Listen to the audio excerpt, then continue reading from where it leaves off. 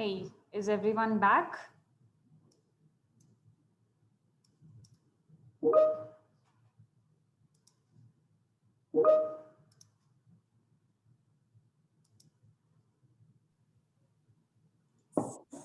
I'm back.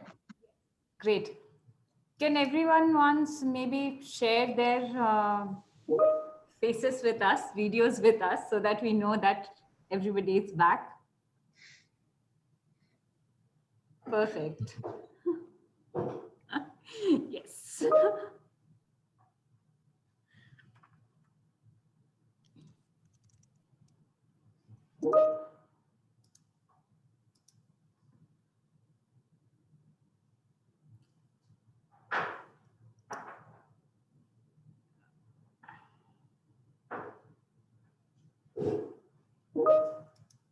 Amrita, I lost the gallery view. What do I need to do? Or is it with you?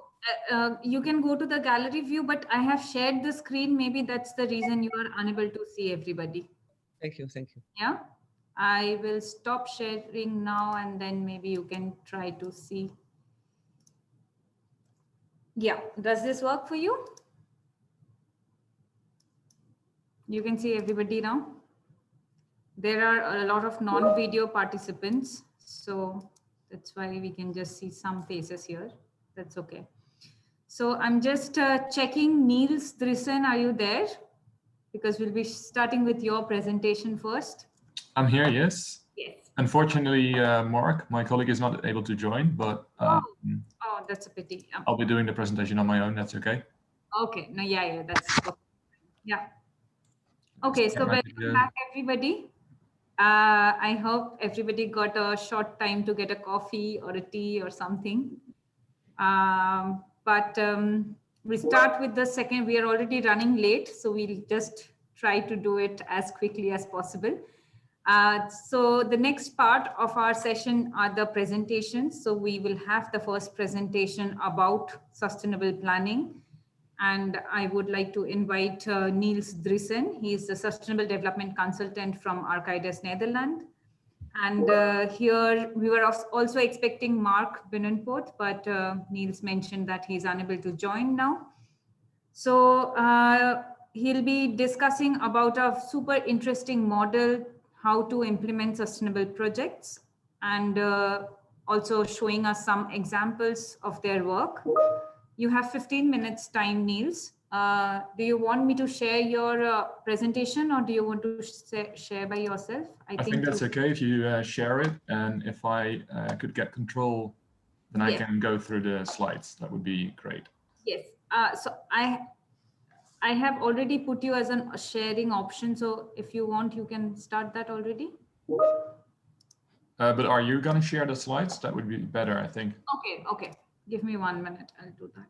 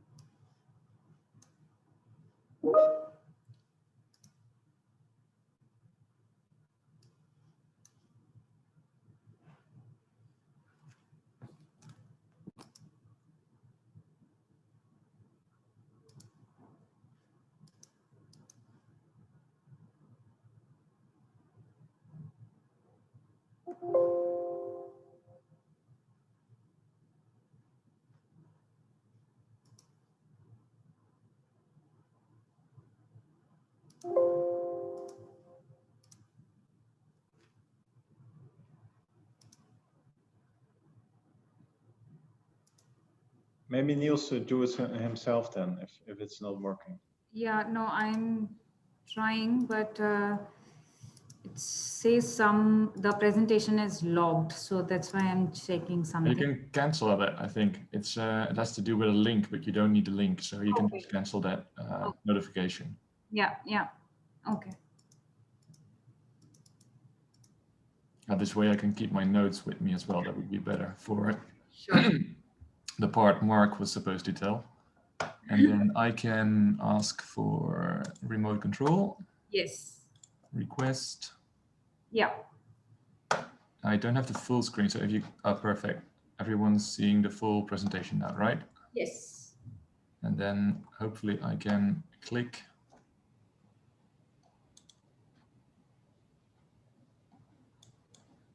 To the next slide. Oh, I'm going way too fast. There we go. Okay. Well, thank you all for giving us some time to let us see our view on sustainable planning.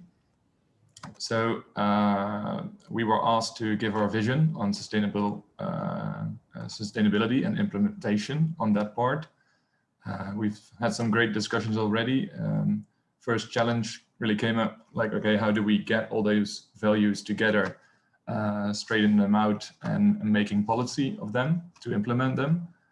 I think I will discuss something about how those values, whatever values are being put in policy, can be implemented in projects, because I think that's a quite different kind of job to do as well, where a lot of things go wrong in our opinion. So my name is Niels Riese. I'm a sustainable development consultant, and well, I should do this presentation together with Mark Binnenpoorten. He's a spatial planning and urban development consultant who works for one of our projects, Krailo, which is our main example in this presentation. So we can keep it practical, basically.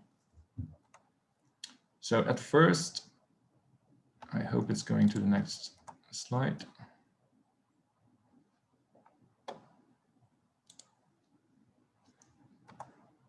Yep, now it is. Arcadis, I think a lot of you already know Arcadis.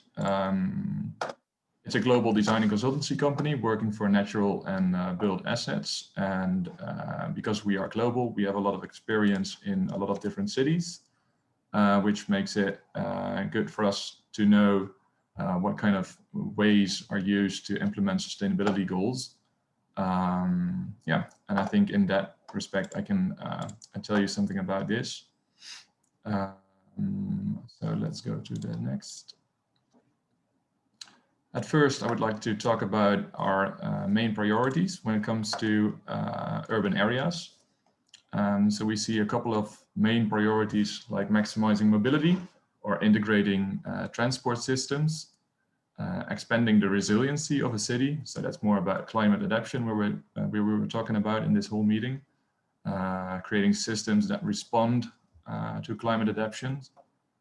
And last one, encouraging regeneration. So making sure that we can reuse our assets and seeing potential in several assets that are there.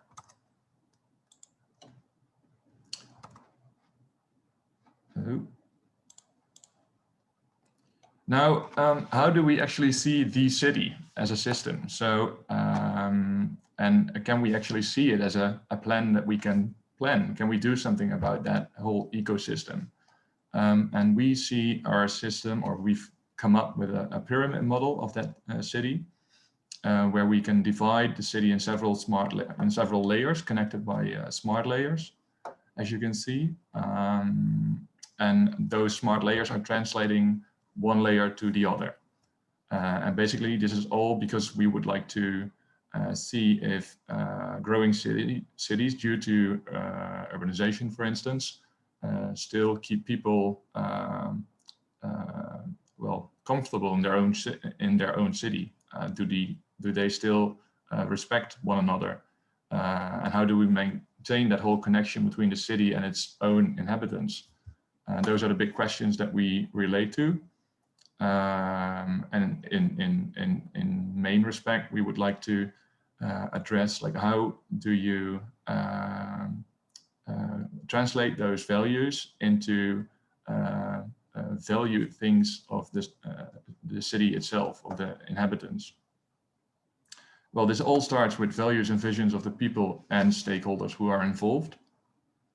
These need to be in line with the second layer, which is the level of governance. We've been talking about that level a lot in this whole meeting, but also investment power and the decision makers themselves. That's the second layer. And then for the third, we need a extra step, a smart layer, we think, because when we want to go to a system, so a system where we can discuss this whole implementation of sustainability, we need some kind of tool to discuss topics like we've said before, like they are over there as well. Sometimes I need to switch. Like mobility, housing, energy, water, food. Those are the topics we would like to address and to discuss via that smart system.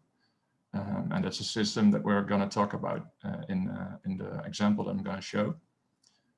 And to make the step from systems to resources, we need another smart layer. So when a system is created in which we discuss our values and visions, basically, we need another smart layer to come up with resources which are feeding that system. Also in the example that I'm going to show right now. So the project we're going to talk about today is Krylo. Krylo is a project Mark has been a project leader of for many years now.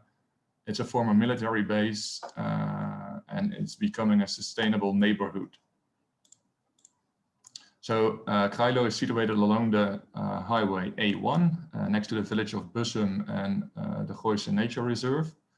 It's about 40,000 square meters, houses eventually 500, it has 500 houses eventually is the plan, and around 5,000 square meters of business use.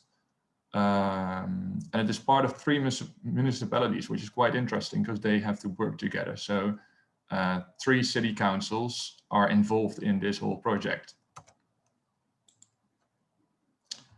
Then we come to our system again. So the main theme in this whole approach was sustainability for this whole project. And we use the principle of this pyramid again to draft a process based on values, systems, and resources to keep monitoring our choices and actions, basically. The next slide. So here we come to that first smart layer. And our starting point, or basically the vision, the first part of the pyramid, was set up in an ambition document, which was signed by the 3 city councils. And we used to adapt versions of the methodology Sustainable Civil Structures, or in Dutch, the GWW, to translate these values and ambitions into different systems to make them discussable and measurable for most. And together they resulted in the Krylo Sustainability Wheel, which was not only a guideline during the design process, but also a very strong element in our communication process. So really clear to our to the several stakeholders, but also future and existing inhabitants around the area. And of course, then it's all about the communication, like said before. So major part of this whole communication process were 4 recurring sessions with approximately 80 participants, a wide range of professional and non-professional public and private stakeholders.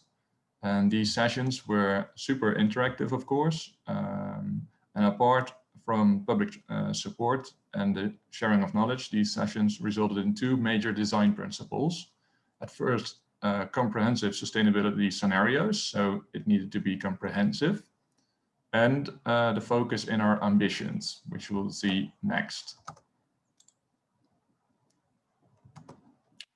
So in this whole discussion, we came up with 4 kind of concepts based on the input of all the stakeholders during these sessions. Those 4 concepts were made. And in this case, a more natural versus conceptual approach on the vertical axis, collective or individual orientation on the horizontal axis, were used to experiment with those 4 corresponding urban designs. And these scenarios are also used in our environmental impact assessment analysis at the end of the day you have to get that paper done, of course. Let's go to the next. Here we'll talk about the concept itself. So, of course, sustainability is about making choices, and the vision that has eventually been come up with the whole participation process is written down in, firstly, the ambition document we talked about in the vision, which helped us making those choices. But second, the session with our stakeholders gave us the input to translate these ambitions into a supported sustainability concept. And the choice that we've made is that we are focusing on 4 major systems, leading into further development of biodiversity, energy, and mobility. And together with these 3 systems, you create a unique identity, which is what future inhabitants really wanted as well. And so during those sessions as well, a lot of creativity is being explored or being expressed. So I think people are still really creative if you give them a platform to be creative. And what I would say about this is that there were a lot of solutions gathered, and the ambition document set by the government, the scenarios that they made themselves, and the concept or the choice on the 4 different levels we wanted to focus help us to clarify value and arrange these possibilities in order to monitor the cohesion of all the actions. We developed a second tool, which is a qualitative sustainability dashboard. So when all the ambitions are set in light green, you need to track them, which is your next step, to secure them and see potential. And if not secured yet, you need to adapt again during the process. And this dashboard shows us what the ambitions are, basically, and how to keep track of them. But how do you get to that yellow line? That's the next step, of course, the whole monitoring phase. And we've come up with a sheet of one of those topics, energy being the first. And for every aspect, a detailed information about discussions, research, choices that are made. Everything is gathered in one table, is compared to the actual set goal or sustainability value. And so you can still check during the process if values are met or not, and if you need to do some extra things maybe. So this is basically the whole monitoring process. And it also is a way of communicating back to your community again to see, or let them see, you're still keeping track of your ambitions, basically. Well, this is all being put in our Dutch Milieueffectrapport, or in English, you would say environmental assessment report or something like that. And normally in a traditional way, it would relate to a lot of, well, conservative things, I would say.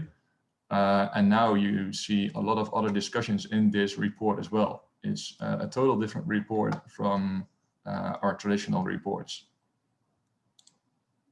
Way more sustainable, basically. And now to the next slide. You'll see, oh, I'm going a bit quick. Some impressions that we've added as well, which made it a livable city, basically. So just for your interest.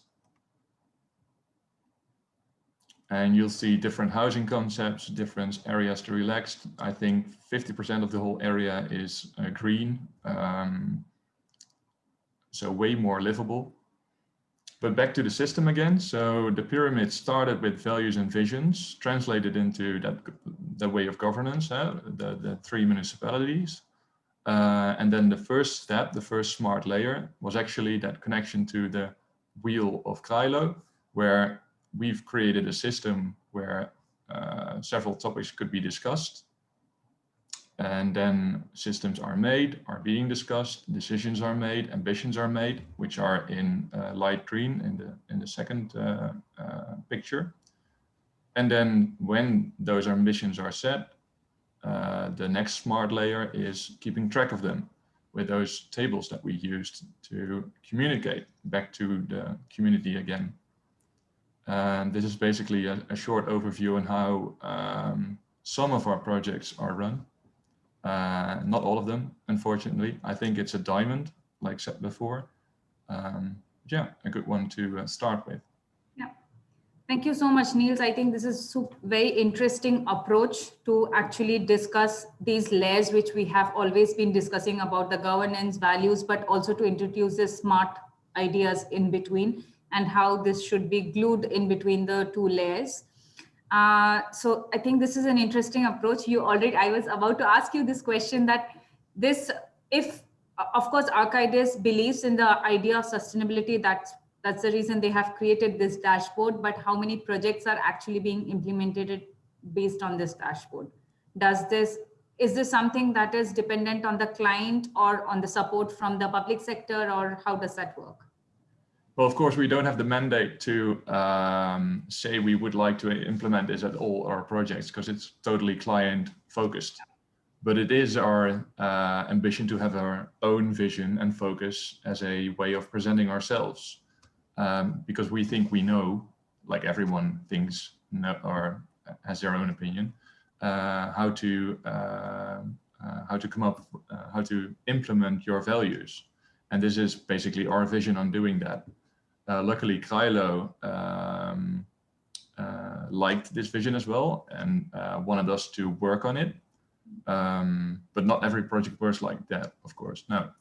But we're trying to set it up as a model for more municipalities to use it as some kind of process. Yeah. And maybe not with all of the people in the meeting here, but especially the first picture, top right corner, is quite known, the system itself. It's a Dutch system, but actually keeping track of the process and implementing those ambitions, tools, and whatever you're creating to achieve your goals is the hardest part, which is not really set in a smart layer in a tool. Okay, thank you so much. I think there might be other questions coming in already. Yep. Peter Vansky is from Breda. He's asking that, has the model also been used at bigger levels like city visions? Yeah, not yet. Well, basically this is a neighborhood. So you can see that this is kind of a city level as well, but only for one neighborhood. I think it's a good try for this local level. But of course, the whole system is a system you can use for a larger level as well. Energy transition, etc. It's a system where you keep track of your ambitions and goals. And that's, I think, the key to implementing your visions and goals, keeping track of them and making people accountable. Because that's what's done in that table as well. People are named in that table. So they are owner of their own measure or solution or whatever. So I think it's possible in greater or larger levels, but it's not implemented yet. So another, I think everybody thinks that this is quite interesting model, and people are asking if this report is available to be shared for everybody. So maybe it would be nice, either you can put it on the chat or you can share it with us and we share it with the audience later. Mm-hmm. There are more questions coming in, but I think like we are running out of time. So Paul, what do you think? Shall we go ahead with the next presentation and then take up the questions as a whole? Yes, I think we should. So please, let's continue with the next presentation. It will be very nice to see that. Yeah. Our next presentation is from Be Sustainable, and Severin and Herman would be representing them. This is a very similar initiative what Archides is doing So of course, we'll come back to the question because both are somehow based in the neighborhood scale or focuses the neighborhood scale as the first implementation scale. So it would be interesting to compare after your presentation, so we can take up a few more questions after you're done with the presentation. Yeah. Yeah. Severin, Yes. yeah, you have 15 minutes time. We are, of course, going late a bit, but let's see your presentation and maybe a little bit of introduction of how the initiative is working with different organizations, because you're you're representing Be Sustainable, but you are actually working with both. So Yeah, indeed. that is also an interesting collaboration to look at. Indeed. Well, do you see my screen first? Because I shared the presentation. Is it working? It works, yeah. Okay, perfect. So good afternoon, everyone. And first of all, thank you for the invitation. We are very glad that you are interested in our initiative in Brussels. And indeed, it's much linked with the previous presentations. However, this initiative is at the regional level. So it's come from the Brussels Environment Institute from Brussels. And we are working as a subcontractor for Brussels Environment Institute to develop this platform, Be Sustainable.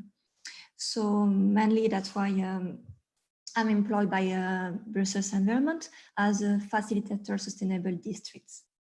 So I will shortly present during this 15 minutes what is the initiative about and some example of the project so that you can have like an idea about what it is. It's quite new in the region, quite new for us too, but we are very glad that the region took this subject into the hand and are really proactive for the implementation at the neighborhood scale. So where does it come from? This Be Sustainable project is come from the international agreement, the UN target in 2015, but as well from our regional initiative. In Brussels, we have this Sustainable Development Plan. We have also the regional political declaration. And after all of these events, the Sustainable Development Plan for Brussels was launched in 2018. We launched the platform Be Sustainable for the first time in October 2019. So we really worked with all these agreements and at the different level. And lately, in May, the regional governments approved the platform and put it in the regulation. So it's very, very new for us. The idea is really like a co-creation project with the different institutions at the regional level. First, the Brussels Environmental Institution that is leading the project, but also the Perspective Brussels, which is in charge of the territory, urbanism at the regional scale. The BMA, which is the chief architect in Brussels, the Bouwmeester, in charge of the architectural quality of the region. The SIU and the Urban Brussels for the heritage and patrimonium in Brussels. So the idea, it was really like the idea of co-creation, this platform, defining really like set up a goal of common goals that we can follow to build the sustainable neighborhood in Brussels, but also to like renovate some neighborhood in the region. We are really like as Be Sustainable, it's really like a tool and that it's on the link between the regulatory tools, but operational tools and strategic tools. It's a guidance and reference tool only. Our platform, it's, so this is a screenshot of the platform that you can find online. It's a platform that brings together all the actors that they are active in the region on this subject. Sorry for now, it's only in French and Dutch, but later on it will be translated in English too. And this is the way for us, the platform for exchanging with good practices, like inspiring as well with some references, case studies, but also find our toolbox, our philosophy about behind this project.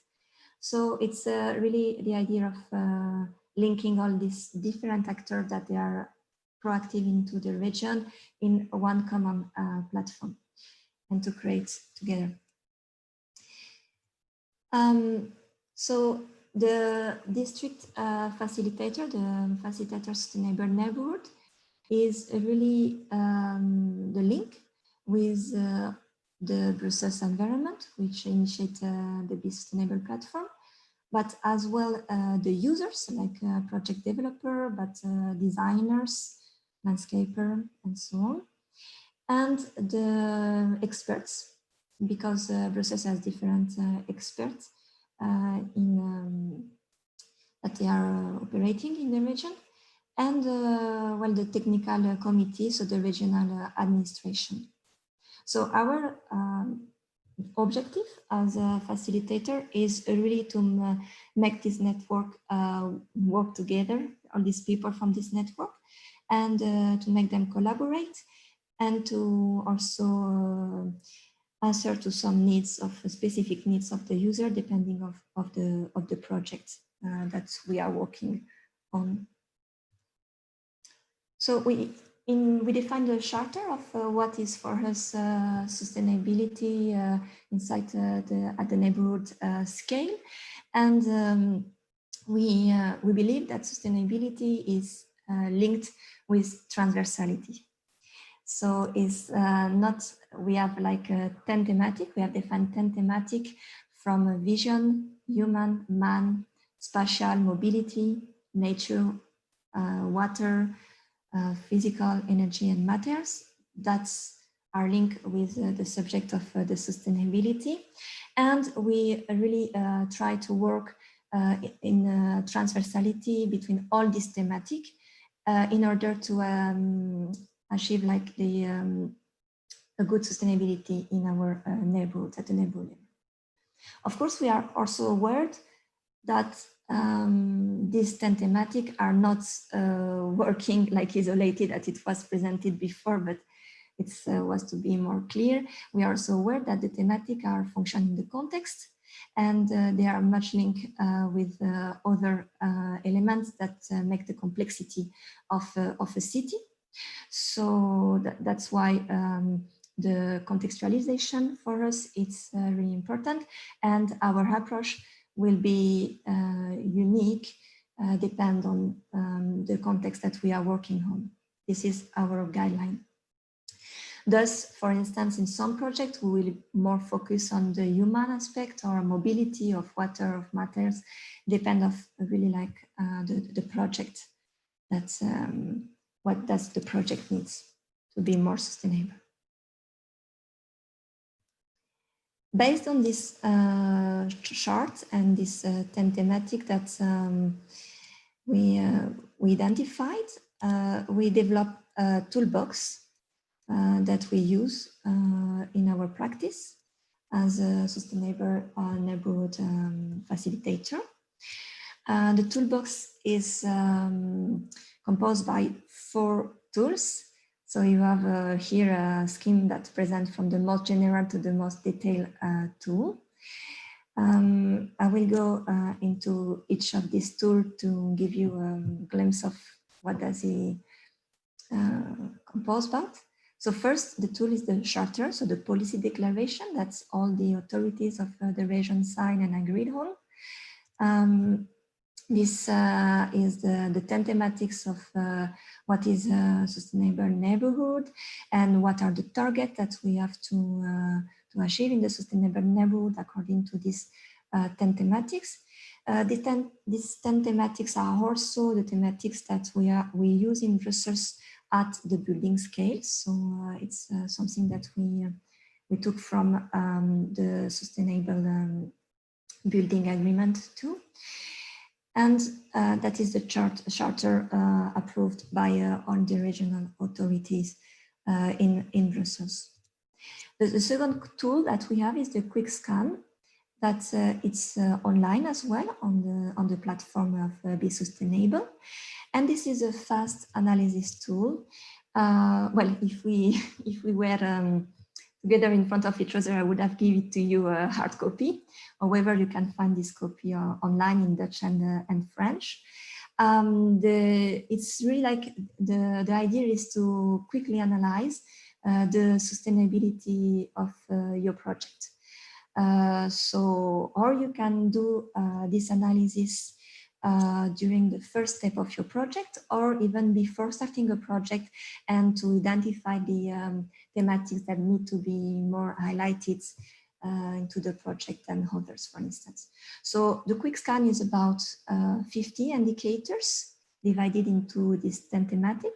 This is an Excel sheet that you can download from the platform. And usually this is mainly the practitioners that they use it to assess the project quickly, or the authorities that they are drafting the specific clauses, for instance, for a project. So it's about 50 indicators, like I say, divided in 10 thematic. Here, for instance, is a screenshot of the quick scan for the thematic spatialization, and you see a certain number of questions, and then you can assess your project according to the context, the ambitions, and the project itself. How does it perform? So the third tool, which is really the assessment tool of our toolbox that we use as a district sustainable facilitator neighborhood. This is the compass, and the compass actually it's the extension of the quick scan, since it's about 200 indicators. You can also download it from our platform, but mainly it's us that we use it, or the authorities, and we help the authorities to assess the sustainability of the project according to these 10 thematics, and also to see how does the project perform according to this thematic, and to identify the improvement possible, for instance, in mobility or energy, and so on, and to also be sure that the project meets the ambition of the developer. So that's the purpose of this tool. We also use it to draft the technical clauses with the authorities, to select the project, to make the assessment of the project, the support, or the development of technical specification. And the last tool that you can find in our platform is the documentation. So mainly the memento on each thematic. Most of them are already online, maybe 2 or 3 needs to be finished. We are polishing them. And the references. So as I said previously in the introduction, we have the ambition through the Be Sustainable platform to really create a network that will fit each other. That's it. So this reference is also for us an opportunity to share what we think as good practices, but through our network. That's about the toolbox and the 4 tools that we work with in a daily Brussels context. In terms of services, so we have this toolbox, but us as a facilitator sustainable neighborhood, we provide some services for the authorities and for the designers. So we organize workshops and training around these 10 thematics. We draft the workshops and training according to the needs of the developers and of the designer.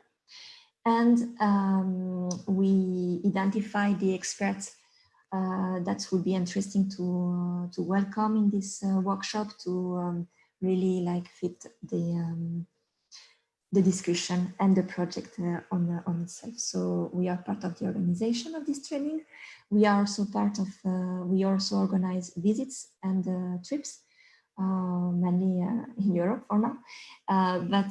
So lately it was we did in Leuven, but also in Lille in France, where we invite the stakeholders of the different Brussels institutions to take part of these visits.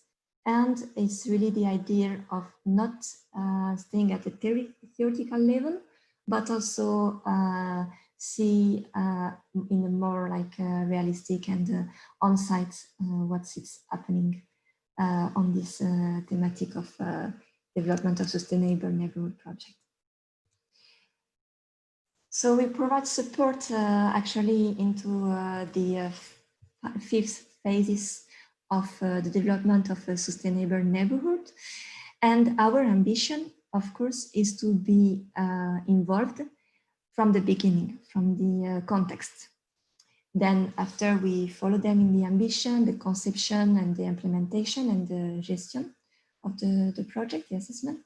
But it's true that sometimes we don't manage to arrive in the context, but we are more in the conception phase or ambition. But really now the ambition of Be Sustainable is to be present from the beginning of the project and to follow the development of the project in all over the phases of the district. As example, I just put it here some pictures of some projects that we support since 2016. We have supported more than 15 projects. What's interesting to know is also that we support projects at different scale. Means that from the master planning to the planification itself, depend of the needs of the developer, but we are on the different scale of intervention since 2016. And maybe if we drop into this late project, Petite Île City Gate, that started in 2017, it is for us a very interesting project. All of the projects are interesting, of course, but this one mainly because we have been present since the beginning of the project, so in phase 1, because the policy, the stakeholders were very proactive and they contacted us since the beginning. So we help them to draft and to support. We support them to draft the technical clauses. The last action that we have done for them, for instance, it's this workshop in March, where we organize a workshop for the project developer and the design studio. So it was architects from London, but also from all around Belgium that are not really familiar, for instance, with the Brussels context. And the focus for this workshop was really the thematic what and not. And we invite the experts from Brussels Environment to work on their project on these two thematic and to see with them the improvement possible for future development of the project, since we are now on the phase of the conception phase is already passed, but in March it was really still the conception phase ongoing.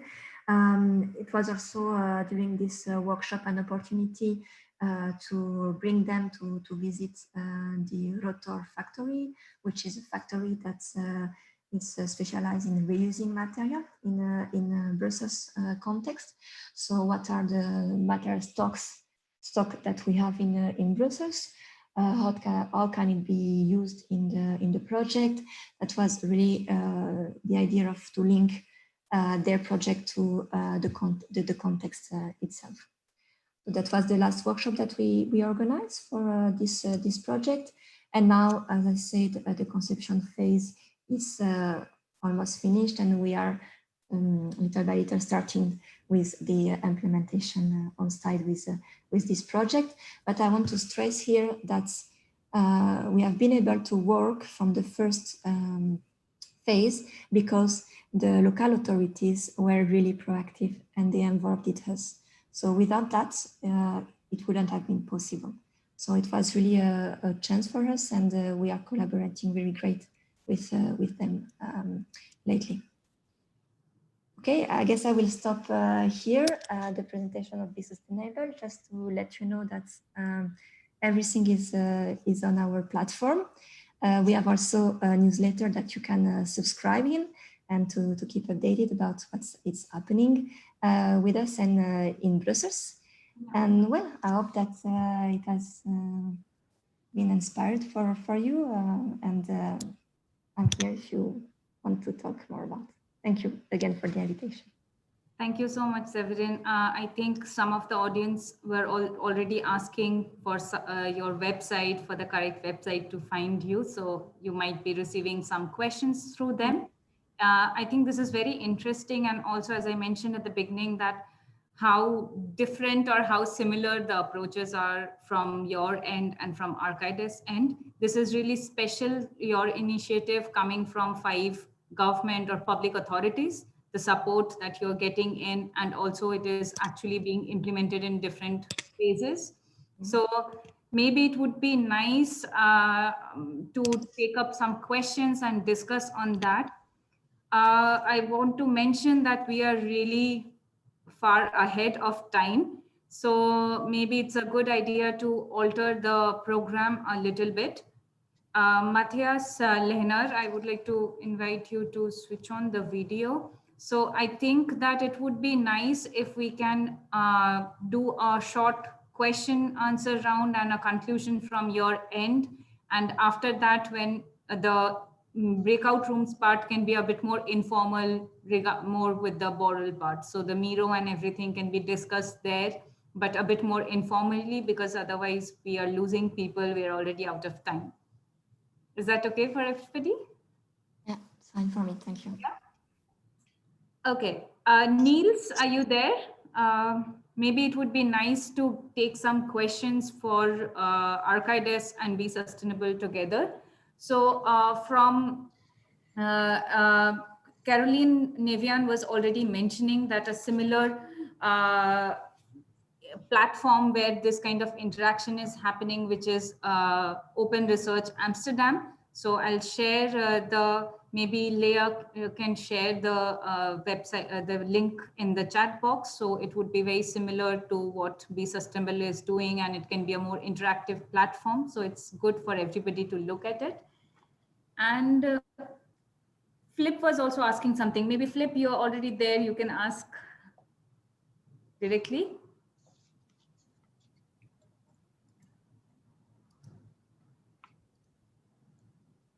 What I was wondering about in both presentations is it should be so you are making it very measurable.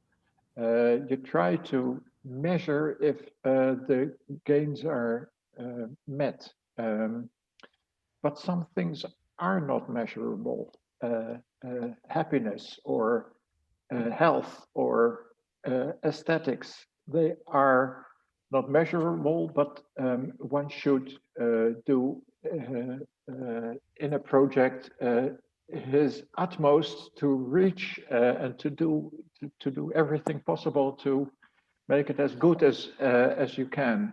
But you cannot measure if a goal is met. How do you cope with those items? For instance, spatial quality or identity, as Arcade said. I think that's difficult. Maybe I can answer to that, if it's, because it's really a question that we are tackling as well in Brussels, and we are perfectly aware about it. It wasn't clear maybe in my presentation, but indeed Be Sustainable, it's a qualitative tool. That's the idea. There is no objective for a quantitative. So in the end, it's really the quality that we try to assess in assess and bracket. I don't know another word for that, but and also that's why in our 10 thematics, we have the thematic human, for instance, or man, and they are very strong in the objective of the development of the sustainable neighborhood for Brussels. So the question of the participation, but not only, also the socio-economical aspects are taken into account in our analysis of the context and of the project. The ambitions that we want to have behind this, it's really part of our work. On top of that, we have the network of Be Sustainable is not only made by technicians, I mean to say like engineers or experts, but we have also like a lot of sociologues that they are working with us, urban sociologues. So we are really a pluridisciplinary network. And this is to, at least for us, the way to try to answer of this complexity of the urban environment. Mm-hmm. That's how we are working. Yeah, okay. Maybe I can add to that as well. I don't totally agree with you, Flip. Of course, you have the qualitative part, like said as well. And in that qualitative part, you have the discussion with people. And if you ask people in a group discussion with those 80 people together, like what brings you happiness and what in an area where you walk through makes you happy, they will come up with concrete measures or concrete solutions in an area where maybe their kids need to play in an area and then they are happy, or loads of examples that are possible. But without making these measures and solutions quantitative, you can't react in a proper way. Like if those measures are not being implemented anymore in a quantitative way, qualitatively you will not meet your goals anymore. So that's why you need the link in the whole tool, in the whole system, is what we think. Don't know if that's.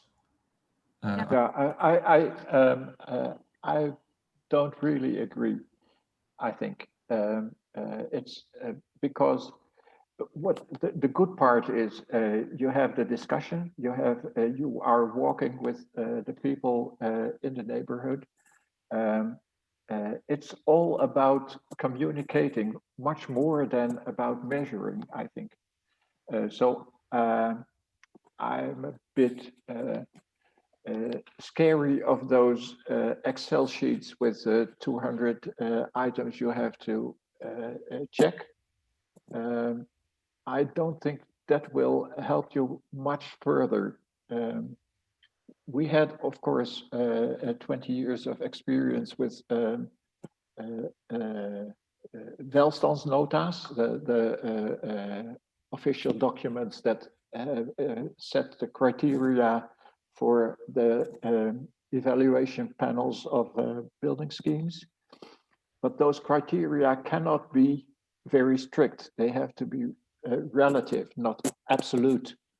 And they have to be the basis for the discussion, not the basis for the evaluation or No, but indeed, Philippe, it's really like the idea behind Be Sustainable is the base of a discussion to drive the better way to build a sustainable neighborhood, let's say.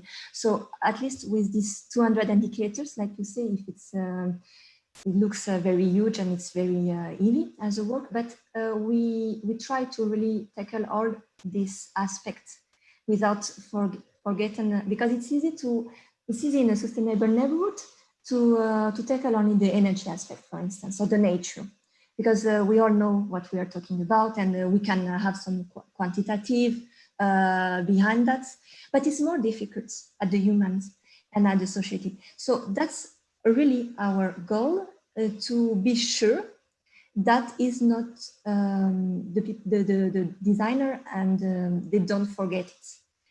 So and then it's a base of discussion, and then we are going to bring on board of the project the local association. We are organizing participation, but they really like. Let's say that we will never select in Brussels a project that doesn't show that they are taking that into account and prove to us that their methodology includes this part in the methodology, but in the budget and in the vision of the development of the neighborhood. So that's really our goal and our target. Yeah. That's why we develop such a big, let's say, but really, I think it's really important, and we have a big discussion on that in Be Sustainable. We are also here because we are interested to share with you this tool, but also to receive some critics and to improve it. So if you can go on the platform maybe and look at it and maybe give us a feedback on it, we will be very much interested to receive it, because it's something for us very important, and we try to do it as good as possible, let's say. Yeah. Thank you. There was a discussion happening during the panel, in actually both the panel discussion, from Caroline as well as coming from Martina and Marcia, about the differences in practice and how to actually include students in this kind of discussions, or the academia part. So there is a similar question coming up in the chat. Samia is asking that does initiatives like Be Sustainable offer some kind of training to the students where they can learn to implement these things in practice much more from the beginning, rather than learning or these initiatives or learning to put it in practice later? Yes. Well, as you saw, Be Sustainable is quite a young initiative. We are just been approved by the government in May, last May. So for now, our target is really the practitioners, to make them use it, and the local authorities. So we try to develop our network, and that has become part of the daily work, let's say. However, well, I'm myself engaged in the university, so in the design studio, for instance. So we are giving some intervention and also some conferences to the students. This is not the target of Be Sustainable. However, this is for the future, of course, that to really bring on board the students, and we start just a little bit. Little by little. Maybe Carolina can add something to it from Open Research Amsterdam. You're on mute.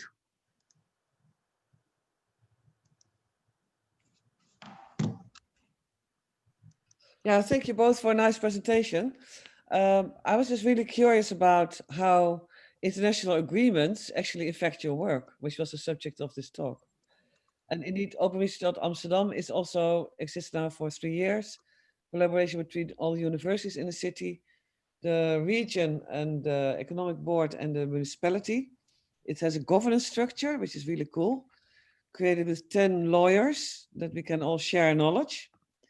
And it has now 2,000 members and over 3,000 research items that are of relevance to the current challenges of the city. So please feel free to look at it. But I was curious. I recognize classical design approaches, very well executed. So very nice to see that this whole design thinking got so deeply into your companies. But what is how do you deal with the international agreements? How do they influence you? And maybe also, how do international trade agreements influence your work? That's a good question, I think, Caroline. Again, on a personal level, I think a lot of young colleagues together are joining together in our company, creating discussions about sustainability, how sustainability should be implemented in our projects and stuff like that. Really driven by progressive young engineers, or not even engineers, but just free-minded people working for us. And that discussion is being brought to our projects. And of course, international agreements are there and are helped to structure those kind of discussions maybe and give guidance, but not more than that, basically. We are a client-focused company, and we're not a municipality who needs to stick to those kind of agreements. Yeah. And that's the difference, maybe. We are not led by people from the municipality who need to adapt to those agreements or meet those agreements. Yeah. You are subject to international trade agreements, though. That's true, definitely. So how do they affect your work? They affect our discussions. So we are also worried about, do we meet those goals or not? And how do we encourage our clients to steentje bijdragen, to contribute indeed to those goals. And I think that's one of the best feelings, that you can help those clients basically with setting those goals and achieving them to contribute. Yeah. Okay, Well, I can add as well that mainly what I see in our practice in Bure, for instance, we use this agreement to support our idea. So we are using them as references, and it's also something that's we are using. But also for Be Sustainable, for instance, as you saw in the first slide or second slides, it was for us like a base, let's say, to draft the project. So it's also for us a very important base, and that's, of course, will impact also the development of the project, because Be Sustainable is a tool that today I presented with this thematic, but maybe it will evolve in the future, depend on how we go home and so on. So it's something that is not fixed. It's because one would expect, like we in the beginning, I said, to me it looks like all those international agreements mostly affect the work of experts. So that's, you are the expert. So then I would have expected you to say, no, they are very important for me. We know the Paris Agreement by heart. We work with that. I'm just, I mean, also the colleague of Amsterdam, Dagmar Keim, is pointing out, that, for example, in the donut circular economy, the SDGs are very foundational to the donut of Kate Raworth. Apparently, there is the City Index from the International Federation of Housing. So she points out that for the experts, these agreements are really important. But those are the experts within the municipality. You are experts outside the municipality, working with different levels of government. So I would expect that for you, these agreements are very important. No, like a menu of what you like and what you say. It legitimizes our work, and you say, "Oh, we pick and choose what we like."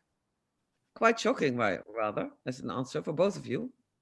I think also the difference with Bure and Arcadis, we have inside our practice also a very big part of the research. So we develop also our own vision on what is for us the sustainable city. So it's something that we think about, and of course we take as a base these agreements. However, we are thinking and we are taking the time to develop our own argumentation behind it. And you say, Niels, that the young colleagues really are into this. So what is the sort of discussion, or what is the resistance that you walk into with young people? I think, Caroline, you would be surprised on how many clients of us are actually not really focused on those international agreements, even municipalities in the Netherlands. And that's why I think we need to take that step to first convince them and to take them a step further. Because I think your vision on how municipalities think about the agreement and know them by heart is not entirely true for all municipalities. I just thought it's such a nice image, We have these agreements and all these civil servants, they just do this, Well, but that's, I think, in a way, Krylo is one of those projects as well. I mean, I know by heart that they have ambitions way bigger than just the climate agreement set in Paris, because they know they want to do something special, create a diamond. And that's what a lot of colleagues in Arcadis want as well. But there are also a lot of colleagues who are really conservative, and even some climate, how do you call them? People who well, don't even agree to the whole climate problem, which is good for discussion as well. You need that whole discussion, but I don't think we have a agreement known by heart, as you say. No, we have our own visions on how we can be sustainable. and hopefully meet those agreements in the end. I thought it was so shocking that I think it was in 2015 or 2016. Before we were arguing for over 50 years with the Club of Rome as the first one that climate change was happening. Yeah, so it was all the time denied. And then suddenly all the companies saw that there was a lot of money actually dealing with climate resilience. So as of 2015 or 16, I don't know exactly when, there was an overnight change of all the companies, including Arcadis and so. We are now your solution to climate change. I thought, finally they believe it, because they see we can't stop it anymore and there's money in it. Quite shocking as a normal person. But, it took us such a long time to accept it, and even Paris was a big disillusion for many people because it didn't go far enough. And now we all say, oh, did you see it? Yeah, Groenland, yeah, all glaciers disappear. Oh, quite amazing, isn't it? Indeed, not only it's so hard to understand. Companies or advisory companies, but also the municipalities themselves, the public, the public community themselves think more about shared concepts of mobility, energy transition, you name it. There are like topics all over the place now at this moment, and only for a couple of years since I've been beginning to work, basically. Yeah. Well, maybe in that respect, because I think we have to wrap up now.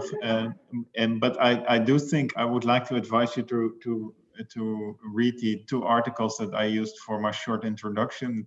I thought them at the time very much sort of opening your eyes of what's happening, and maybe even for the Dutch colleagues, I think it's interesting to read the addition to the edition 3 actually to the report made on the nitrogen crisis, which gives you a very good insight into how these things go wrong actually, and I think it's very important to understand that and to learn from that, so not to make the same mistakes again.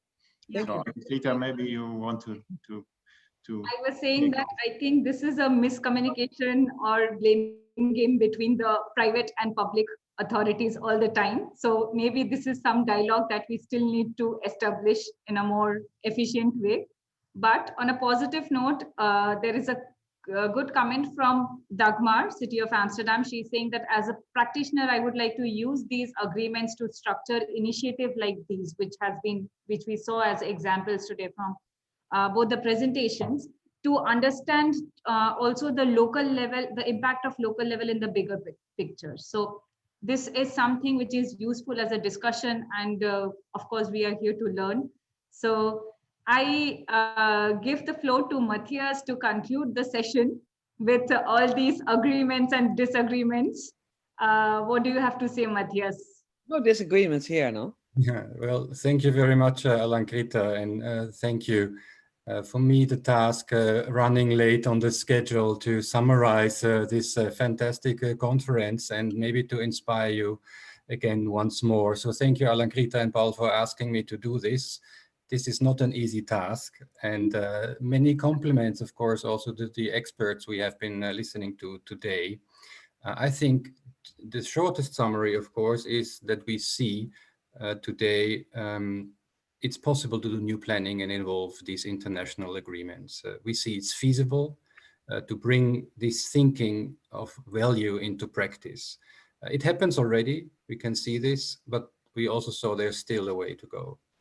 And I think I'm very happy also, I go into more detail with some of my notes, what I heard, but what I liked, of course, working for the Royal Institute of Dutch Architects and being an architect myself, I think that architects, they have a special role in this process, and that was mentioned also by a couple of experts. It's not only architects and designers, of course, we heard that too. It's clients, private clients, it's government parties, the bureaucracy, as it was named before. These are involved also, and they are necessary partners and stakeholders when it comes to this process. So I think within architecture, there's a couple of aspects which helps. It's a creative group of people. It's about how solving problems. It's coming with new solutions. So it's different, as we heard also today, from alpha scientists who have exact results to exact problems, but it's different in architecture. And it involves image and imagination. And what we also learned with BNA in the past is that people are willing to create other values, economic values, social values, and many others we've heard of here today in this conference. And we did this also. We did an exercise at the Expo Real, which is a real estate fair in Munich, one of the biggest in Europe. And we asked architects and clients to talk about their projects, but in the meaning of the social, ecologic, and economic value. And they tried hard, and they will try much harder in the future, I think, because it's a new vocabulary which we are not yet used. Maybe the social value is very clearly, but it is not expressed or focused upon. So thinking in these different dimensions of values, the Brundtland criteria, as we all know them, I think is very important and possible. And I'm thankful for your remark. I think, Caroline, was that there's not many parties dealing with the SDGs yet, you said, if I may quote that way. And we did in February, we did with BNI International Make Happen Inspiration conference, focusing entirely on the SDGs. And we did some research also with our friends from the Royal Institute of British Architects. And there is a couple of SDGs where, of course, sustainable cities being one, architects really can make a difference and can contribute to these SDGs. Probably will not help hunger out of the world, but many others of these SDGs are part of the work we do. And I think, which is also interesting when it comes to different forms of value, is what we do with the BNA Onderzoek. And of course, Vereniging Delta Metropool knows BNA Onderzoek very well, BNA Research in Dutch. And that's, I'm involved a lot in European collaboration, and that's something which is very unique to Holland. It's an initiative where architects, clients, stakeholders are involved to define the objective, the task, to design the design task before actually giving away a design task.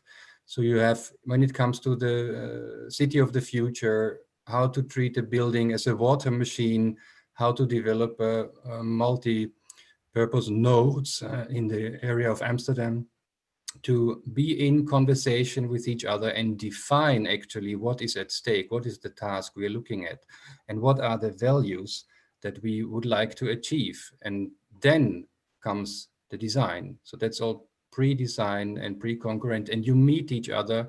And I think Philip said that also, and you meet each other on the values you're looking forward, not so much the interest. So what we learned so far, I would like to share, is first of all that you should define, of course, what you would like to achieve, what values would you like to achieve. And then, of course, you execute it, and you plan, you make the planning, maybe you execute the building. But then we come also to what we have heard from Severin and also from Niels, and from Building Holland and other companies. You have to document actually what you're doing. And maybe I understand Flip completely. It's worrying to see tables with 200 indicators, but still it's necessary in such a way or a different way to monitor actually what you are doing. Do you stick to your ambition? When you win a tender promising that you will improve biodiversity and nobody will look later if you ever do it.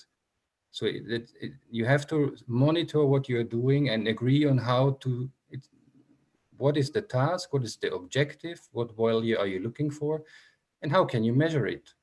And some are very difficult to measure and some are easier to measure, and you have to think about and make agreements about them. And then you will hopefully avoid what Caroline, what you told us, that the grass has been mowed, the food forest has been mowed 55 times because you agreed on the ambition, but you did not agree on the monitoring and on the practice. And that's an important part. So when I look at the first part of our conference, when we talked about the role and purpose, I think what I wrote down, and which is important, there's a difference, Flip said that, between interest and value. And you can meet on the mutual value, and then you come and set the second or third steps. I think that's very good. I like the paradox, Caroline, you pointed out that some people think, I have so many problems at home, I cannot look into international agreements. And I don't know if it was you or somebody else who said, you have to go international, you have to go to the world, otherwise the world comes to you. And it's probably, I would add, not the way you want it. Maybe it's a landslide coming down or a glacier falling on your head or something like that, monsoon rain drowning your cities. And then I think the most beautiful quote, and if I would make a little report on this conference, as working for the Royal Institute of Dutch Architects, I wrote down, the marriage between research and policy can only be solved if design joins in. So that looks like a very new form of marriage, actually, with these three involved, but I think we should be open for it. And I would like to ask, to add what Terry said from Groningen, knowing does not lead to acting, design does. And I'm not sure if he made this quote himself, but I love it. And we experience this also when we work with BNA Onderzoek, when we develop scenarios, when we come with design proposal, not complete solutions, but different solutions, different options. When you come into contact, you talk, you come into movement. So when I look at the second part of this conference where we talked about the values, I liked a lot what Marcia said. She said, values, what does that mean? And that's a very crucial question. And we heard of our experts of a couple of principal values, like shit, in a capitalistic system, the long-term solution, the sustainable solution might not be the most attractive one. So there's an implicit call for looking at it differently than from a capitalistic point of view. We had the aspect of data. We need the data, we want to know it. But whose data? So the ownership of data is a value. Who owns it and how can we use it? Then we heard about a couple of process values. I liked a lot what Martina says from Delft. The legislation period is very short. So you never can succeed. You only can go in a certain direction, in the good direction. And actually you have to think about the guy or woman who comes after you so that they continue in the right direction. So this is a process value. Like the same, that we have to learn to fail and we have to accept that we make mistakes while we try to reach for these values. And yes, Martina, you said elder men don't like it. Politicians don't like failure, but probably will need them to find the right solution. And then coming back to Marcia and to others also to you, Flip, I think, there's values for citizens. We should look into it. Space was a problem. Bikeability, I wrote down. Accessibility in a city. Livability, health. All these values, the storytelling, I think it was mentioned, how you talk about the value. Nobody understands 30% less of CO2, but we all understand I can bike with my bike to my school. I don't have to park. I don't have to use the car, but it's very easy to access all things by bike, for example, and thus getting a lower CO2 emissions.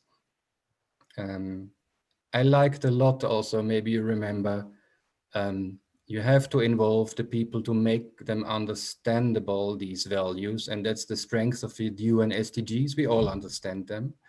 And if we don't make it understandable, we will get this nice quote, we will not participate, but we will be participated. Being participated. Yeah, and that's a major difference. And then to come to the third and last part, we have listened with the people who really work in practice. And Severine, I really loved your toolbox, and I understand it's all very new, and I'm very excited that you shared this with us. And immediately the comment from the municipality of Amsterdam, which is a cool municipality, they say, I want to integrate this. So I think you really made something happen here. But looking also at what Niels said, they developed a dashboard for sustainability to map the ambition, to map the potential, and here I am again, to monitor how you reach the value. And yes, he said, well, we are a private company, we cannot enforce this, the projects that are run with this methodology, they are the diamonds, and some people go for diamonds, and some people, and I cannot translate this, go for the dubbeltje op de eerste rang, but maybe Paul, you can say what that is in English. So it's necessary to do these diamonds, it's necessary to do these lighthouse projects and to go through the efforts of monitoring and actually mapping ambition and potential. And then Severine, I think it's a pleasure to end with some stuff you were telling us. There's a toolbox, it's online. It's general and it's detailed. You say there's a quick scan tool. And you said there's theory, but at the same time, we have trainings, we do study trips with the people, developers, architects, stakeholders, we talk together, we get this, and then I'm here with you again, Flip, this same set of values which we would like to achieve. And I think this is really very promising. And since 2016, 15 of the projects have been monitored, you said, with probably more than 200 categories, but I think we should not be afraid about that, because when I look at, I'm teaching at the Academy of Architecture and I'm teaching urbanism and architecture, and I have young students and I go with Niels, what he says from Arcadis. These people want to contribute. If I teach looking at the city as an ecosystem, this is a complex matter. And we don't completely understand how it works. Biodiversity, oh my God, how can we increase it? It's really difficult. How can we increase quality of life? But these students want to know. They want to be excellent designers. They want to be stuff, Flip, you like at the Federatie of Ruimtelijke Kwaliteit, but they also want more. They want to contribute to a global system to minimize the impact. When I eat meat, I feel bad when I talk to them, basically, because they have a completely new vision. And I see you always smile, Alankrita, when we say, oh, these young people, they are consumers and not creators. And I'm not sure. I meet the creators as well, and I see you shake your head as well. So to come to a final conclusion, ladies and gentlemen, we saw a lot of inspirational examples that it is possible to involve sustainability agreements, international agreements in this new form of planning. It is feasible. It's feasible to bring this thinking to the process. Yes, it's more complex. Yes, it's partly coming back from the 80s and was forgotten for 30 years, but we have better tools. We have Google, we have other possibilities to do on our mobile phones. Maybe not me, I'm 48, but my students, they can tell me about sustainability goals happening on their way. They know how many species of trees are standing along their bike path, and they didn't count themselves. They just held a telephone towards them and they got answers from that. So it's possible. This is an important step, I think, this fantastic conference to really get it top of our minds again. And I would really like to finish my small summary with the marriage between research and policy can only be solved if design joins in. And too little imagination of how these agreements could actually come in practice, and designers can help to visualize it. Knowing does not lead to acting. Design does. Thank you very much. Thank you so much, Matthias. This was actually, yeah, everybody is clapping because this is really a nice conclusion that you have put in. You have like whatever notes I had written, whatever notes my colleague has written, you have said it all in a very crisp and strong statement. So it's really nice that we had this recap moment of the whole session. Thank you so much again, Matthias. And thank you everyone for joining. I hope I learned a lot, and I have put down a to-do thing for me to discuss internally with Paul and our colleagues at Delta Metropole, which is to establish a kind of network with all the eldermen in the city, from Dutch Eldermen of Cities and the chief technological officers. So this kind of relation between policy and science can come together, and it would be a nice discussion to actually have that maybe. So So I'll still discuss that with Paul and see how we can include that in the new planning dialogue. We keep you updated with the results from today, and we hope to see you again in October with our 2 upcoming events. One Terry already discussed about the role of planner and role of planning, and the other one about the mega regions focusing on Eurodelta. You can visit our website for more discussion about it. And lastly, I would like to mention that we are already started to develop the publication, the final cookbook, compiling all the results from these dialogues. So we will share with you a link where you can just let us know how you would want to contribute to the publication, and it would be nice to co-create that process as well. Any last comment from Paul? Well, thank you all very much. I think we also need to learn a little bit about the time management, but this is always very difficult in such a intense, fully packed program. So thanks for bearing with us, and hope to see you next time. Yes, hope to see you next time. I'm sending everybody in a breakout room. If you want to stay, well and good. If you want to leave, that's also fine. We are not recording that session. Thank you, everyone. Bye. Have a nice day. Thank you.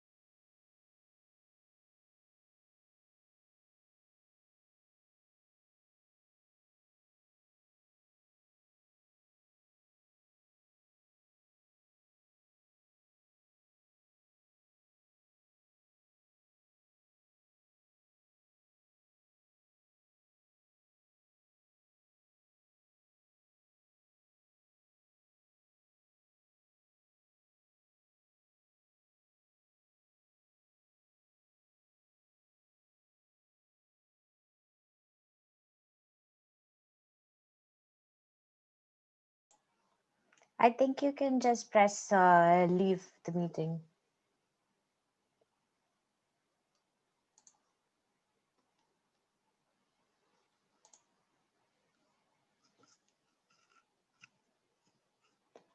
Hi, so should I also leave the meeting now?